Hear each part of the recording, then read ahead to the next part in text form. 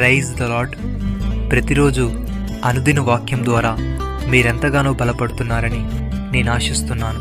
అలాగే మీరు కనుక మన యూట్యూబ్ ఛానల్ని క్రొత్తగా వీక్షిస్తున్నట్లయితే మన యూట్యూబ్ ఛానల్ని సబ్స్క్రైబ్ చేయండి, ఇతరులకు షేర్ చేయండి.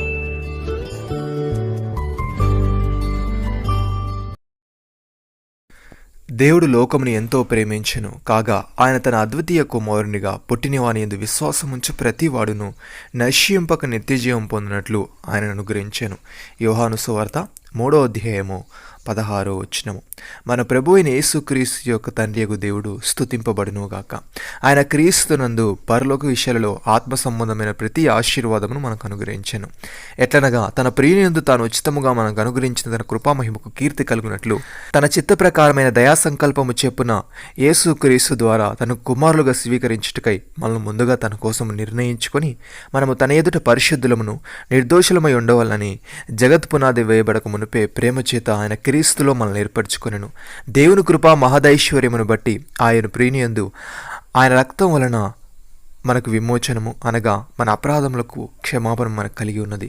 కాలము సంపూర్ణమైనప్పుడు జరగవలసిన ఏర్పాటును బట్టి ఆయన తన దయా సంకల్పము చెప్పున తన చిత్తమును గూర్చిన మర్మమును మనకు తెలియజేసి మనకు సంపూర్ణమైన జ్ఞాన వివేచన కలుగుటకు ఆ కృపను మనడలు విస్తరింపజేసెను. ప్రియమైన సహోదరి సహోదరులారా, ఏ భేదమును లేదు, అందరూ పాపము చేసి దేవుడు అనుగ్రహించి మహిమను పొందలేకపోవచ్చున్నారు. కాబట్టి నమ్మువారు ఆయన కృపచేతనే క్రీస్తు యేసునందలి విమోచనము ద్వారా ఉచితముగా నీతిమంతులను తీర్చబడుచున్నాడు. పూర్వము చేయబడిన పాపములను దేవుడు తన ఓర్మి వలన ఉపేక్షించినందున ఆయన తన నీతిని కనబరచువాలని క్రీస్తు యేసునందలి విశ్వాసము ద్వారా ఆయన కరుణాధారంగా బయలుపరచెను.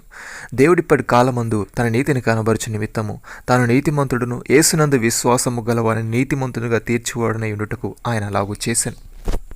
భక్తుడి విధంగా అంటున్నాడు, నీతిమంతుని కొరకు ఒకరు చనిపోవుట అరుదు, మంచివాని కొరకు ఎవడైనా ఒకవేళ తెగింపవచ్చును. అయితే దేవుడు మన ఎడల తన ప్రేమను వెల్లడిపరుచుచున్నాడు. ఎట్లనగా మనం ఇంకనూ పాపలమై ఉండగానే క్రీస్తు మన కొరకు చనిపోయాను. కాబట్టి ఆయన రక్తం వలన ఇప్పుడు నీతిమంతులుగా తీర్చబడి మరింత నిశ్చయముగా ఆయన ద్వారా ఉగ్రత నుండి రక్షింపబడదుము.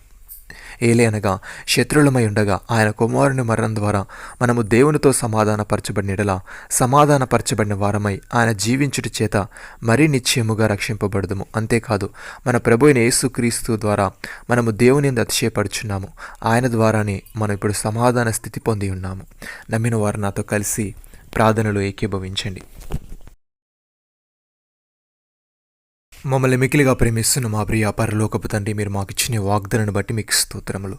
దేవా, మేము నీ యందు విశ్వాసం ఉంచి నీ కృప ద్వారా రక్షణ పొంది నీవిచ్చే నిత్యజీవను స్వతంత్రించుకునే వారముగా ఉండటకు సహాయము దయచేయమని నీ దయా సంకల్పం చెప్పున నీ చిత్తమును గుర్చిన మర్మమును మాకు తెలియజేసి మాకు సంపూర్ణమైన జ్ఞాన వివేచన కలుగుటకు నీ కృపను మా ఎడల విస్తరింపజేయమని నీ ఎదుట పరిశుద్ధులమును నిర్దోషులమై ఉండి భాగ్యం మాలో ప్రతి ఒక్కరికి మీరే దయచేయమని ప్రభు యేసుక్రీస్తు నామములో ప్రార్థిస్తున్నాము తండ్రి. ఆమేన్.